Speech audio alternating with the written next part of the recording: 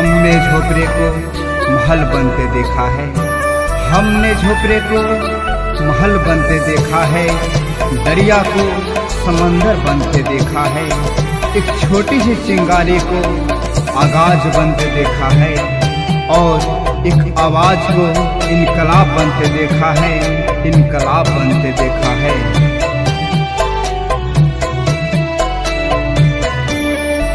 पिया के अब की मुखिया पद से खार हाथिन हो, आहो पिया के अब की मुखिया पद से खार हाथिन हो, आहो पिया सुनाही की बड़ाई मनदार हाथिन हो, आहो पिया सुनाही की बड़ाई मनदार हाथिन हो। आहे दानी मुखिया पद में रीता देवी खाड़ हथिन ना, अगदानी मुखिया पद में सलंदर भैया खाड़ हथिन ना, कि अगदानी सच्चाऊ में सच्चाई मनदार हथिन ना, कि अगदानी सच्चाऊ में सच्चाई मनदार हथिन ना। मेरे कातिल मेरे तकदीर का पैगाम लिख देना, मेरे तन के हर एक हिस्से पे हिंदुस्तान लिख देना, कहीं पे राम लिख देना, कहीं पे रहमान लिख देना।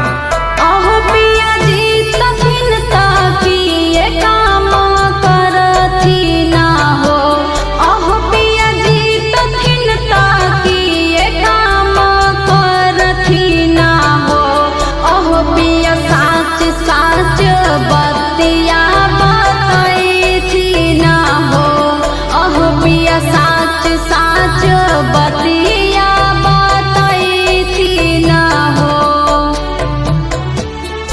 रानी नाली गली रोड बनवाई थी ना हो, रानी नाली गली रोड बनवाई थी ना हो, अपन गौआ के रौनक बढ़ाई थी ना है, अपन चौड़ा पंचत के चमकाई थी ना है।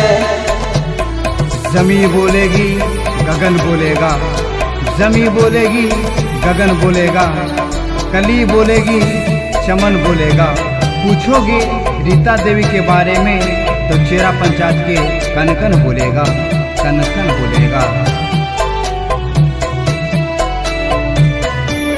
आहो पिया कीने काके वोट देबे जाई बाई हो, आहो पिया कीने काके वोट देबे जाई बाई हो, आहो पिया कीन काके बिजाई बनाई बाई हो, आहो पिया कीन काके बिजाई बनाई बाई हो।